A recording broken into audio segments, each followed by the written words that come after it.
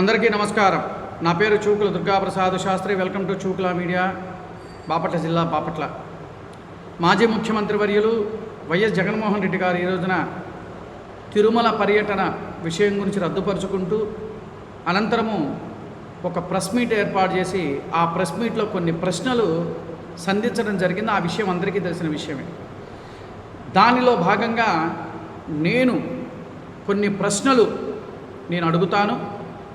దానికి సమాధానం రాష్ట్ర ప్రజల ముందుకు తీసుకొస్తున్న ఈ సమాధానాన్ని. ఈ ప్రశ్నలు అడిగే ముందు నాకు ఒక చిన్న విన్నపం అండి. మీరందరూ కూడా నా చూకుల మీడియాని మీరందరూ సబ్స్క్రైబ్ చేసుకోండి. కామెంట్స్ ఖచ్చితంగా తెలియజేయండి. కామెంట్స్ తెలిస్తేనే నాకు కామెంట్స్ మీరు తెలియజేయాలని మనస్ఫూర్తిగా కోరుకున్నాను. ఇంకా వివరాల్లోకి వెళ్తే ప్రధానాంశంగా మేము ప్రశ్నలు తీసుకొస్తున్నాం మీ ముందుకి. తిరుమల తిరుపతి దేవస్థానానికి డిక్లరేషన్ ఫాము అని అంటే స్వామివారి మీద ఏ మతస్థులైనా సరే ఆ స్వామి సన్నిధానానికి వచ్చేటప్పుడు ఒక స్వామివారికి ఒక అర్జీ లాంటిది అది డిక్లరేషన్ ఫామ్. స్వామి, నేను ప్రగాఢ విశ్వాసంతో నేను మీ దగ్గరికి నేను వస్తున్నాను కనుక నువ్వు కలియుగ వెంకటేశ్వర స్వామివారు నన్ను కాపాడు కరుణించు స్వామి అని చెప్పి ఆయనకు అర్జీ పెట్టుకుంటాం. రెండో పాయింట్, మీరెప్పుడూ కూడా మీ భార్యాభర్తలు ఎప్పుడూ కూడా నేను చెప్పారు కదా, నేను వెళ్ళి పట్టు వస్త్రాలు కూడా సమర్పించాను అని. పట్టు వస్త్రాలు వెళ్ళాల్సింది ఒక రాష్ట్ర ముఖ్యమంత్రిగా ఒక్కళ్ళే సింగిల్గా వెళ్ళకూడదండి. దంపత్సమేతంగా వెళ్ళి స్వామివారికి పట్టు వస్త్రాలు సమర్పించి రావాలి. ఆ విషయం కూడా మీకు తెలియదు. ఆ విషయమే మీకు తెలుసుంటే కోట్ల రూపాయలు పెట్టి మీరు అధికార దుర్వినియోగం చేసి, ముఖ్యమంత్రి హోదాగా ఉండి అధికార దుర్వినియోగం చేసి మీరు ఇంటి దగ్గర తిరుమల సెట్టింగ్ చేయించుకున్నాయి. అక్కడ మీరు కేవలం మీ స్వార్థం కోసం చేయించుకున్న పని అది మీరు చేసిన ఇది. ప్రసాదంలో ఇంకా ప్రధానంగా చెప్పాలంటే అన్యమత ప్రచారము తిరుమలలో జరిగిందా లేదా? వైవి సుబ్బారెడ్డి కానీ కరుణాకర్ రెడ్డి కానీ వీళ్ళందరూ కూడా అన్యమతస్తులా కాదా? పైకేమో స్వామివారి భక్తులం అని చెప్తూ వాళ్ళు క్రిస్టియన్స్ అంటే మతాచారాన్ని క్రిస్టియన్స్ ఆచార ప్రకారం వ్యవహరిస్తున్నారా లేదా? మీరు దీంట్లో నేను అడిగిన ప్రశ్నలో తప్పు తీసుకోవాల్సిన అవసరం లేదండి. నిర్భయంగా చెప్పగల ధైర్యం ఉండాలి. నేను చెప్పుకుంటాను నా సనాతన ధర్మం, హిందూ ధర్మాన్ని సనాతన ధర్మం ప్రకారం అయ్యా నేను ఒక బ్రాహ్మణ్ణి, నా మతం ఇది అని నేను చెప్పుకోగలుగుతున్నాను. మరి మీరు ఎందుకు చెప్పుకోలేకపోతున్నారు? చెప్పుకోండి, తప్పేముంది దాంట్లో. మతాన్ని గౌరవించాలి. నువ్వు మతాన్నే గౌరవించలేని వాడివి రాష్ట్ర ప్రజలు ఏముద్ధరిస్తావు? నీ మతం ఇది అని నా మతాచారం ఇది, నేను నా మతాన్ని గౌరవిస్తానని నువ్వు చెప్పుకోలేని మంత్రివి, మాజీ ముఖ్యమంత్రి, నువ్వు ఎలా ధర్మాన్ని నువ్వు ఎలా కాపాడతావు? ఇంకోటి ప్రధాన అంశం అంటే ఇవన్నీ అడగకూడదు కానీ అడుగుతున్నా, మీ వివాహం ఏ పద్ధతిలో జరిగింది? అయ్యా మీ వివాహం ఏ పద్ధతిలో జరిగింది? తర్వాత మీ నాన్నగారు కాలం చేసినప్పుడు అంటే వైఎస్ రాజశేఖర రెడ్డి గారు చనిపోయినప్పుడు ఏ సాంప్రదాయబద్ధంగా మీరు ఆ కార్యక్రమాన్ని క్రతువులు నిర్వహించారు?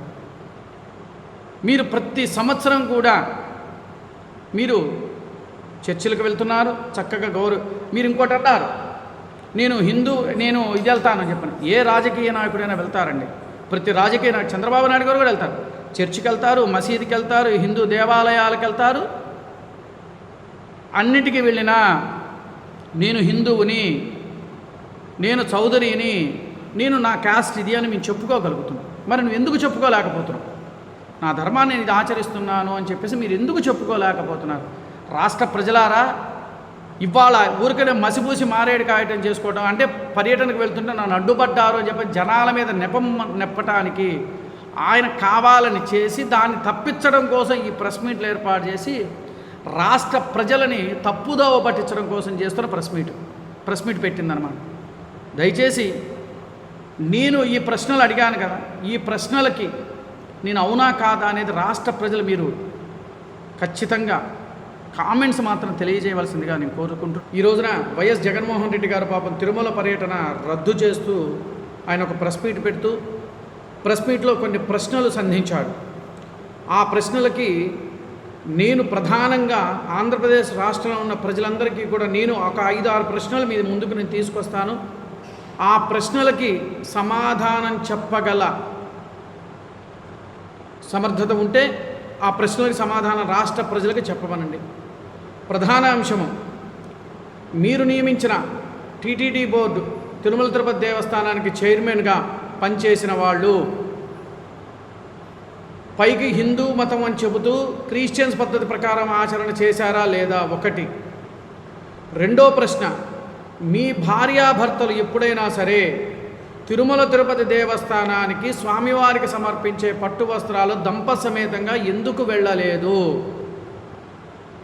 డిక్లరేషన్ ఫాము అనంటే ఒక మతము మత ఆచారాన్ని మేము గౌరవిస్తున్నాము, నేను ఒక ప్రదేశానికి వెళ్తున్నప్పుడు ఆ ప్రదేశం యొక్క ఆచారాన్ని మనం గౌరవించాలి, ఆ మతాచారాన్ని గౌరవించాలి. కాబట్టి ప్రగాఢ విశ్వాసము నేను కలిగి ఉన్నాను స్వామి అని చెప్పి స్వామికి ఒక వినతి పత్రం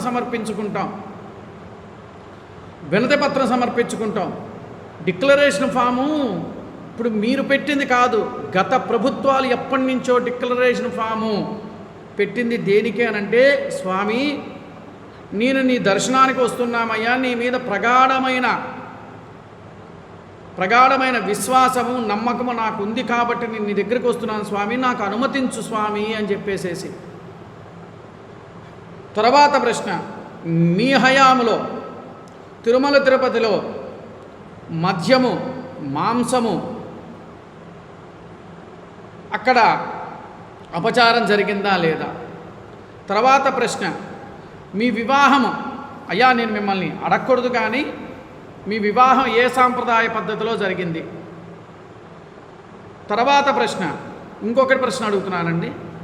మీ నాన్నగారు అంటే వైఎస్ రాజశేఖర రెడ్డి గారు చనిపోతే మీకు సనాతన ధర్మము మతము మత ఆచారాలు వ్యవహారాలు ఎవరివైనా గౌరవించాలి, ఎవరి మత ఆచారాలు వాళ్ళు గౌరవించాల్సిందే.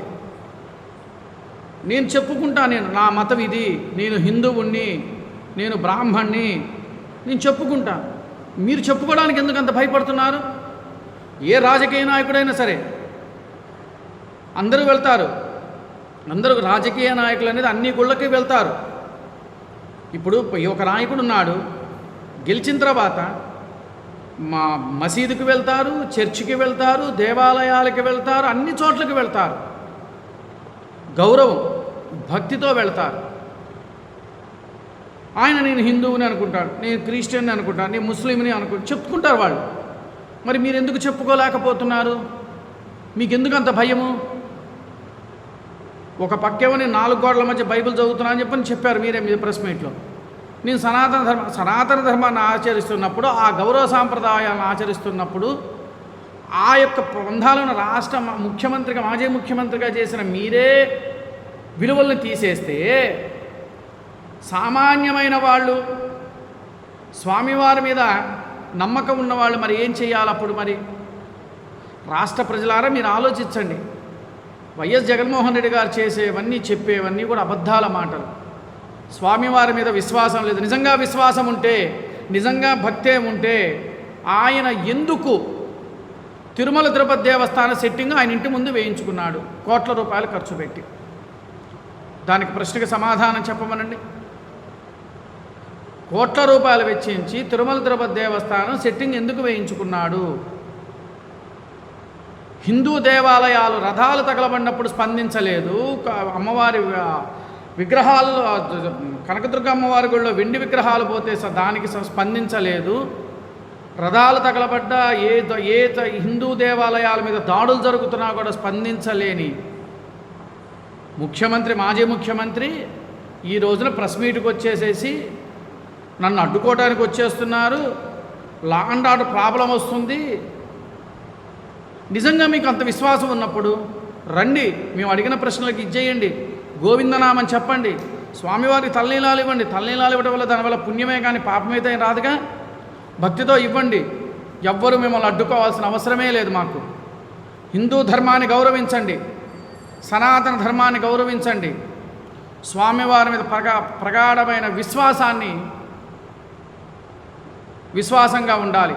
అంతేగాని మనం అధికారంలో ఉన్నాం కదా, మీరు అధికారంలో ఉన్నప్పుడు ఎంత అరాచకత్వం చేశారో యావత్ రాష్ట్రంగా ప్రపంచమే తెలిసింది. యావత్ ప్రపంచానికి కూడా మనం చేసిన అరాచకత్వ పరిపాలన రాష్ట్రంగా దేశం అన్ని చోట్లకి తెలిసిపోయిందండి.